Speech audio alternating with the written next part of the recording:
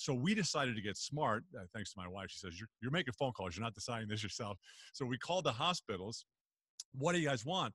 And they're like, don't send us food. Everybody's trying to send us food. We can't let the food in. It's just, we can't do it. And so they said, what we really need is the nurses, especially, and the doctors, they need protein bars, and they need like protein snacks, those kinds of things. Also, they asked for lavender lotion for their faces because of the masks and the shields. Wow. And then they also wanted food delivery gift cards, because not for the food to come to themselves, but to send home to their loved ones, because they couldn't get home to. So that was our first thing.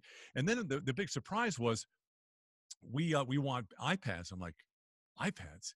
And they're like, yeah. And so then when they told me the story, I mean, I'm in tears listening to this story. It was basically, what they do is they take these iPads, and they went and bought them themselves. A lot of the nurses went to Best Buy and got iPads, where it's the only connection, of course, that the families, the patients, have to their families, right?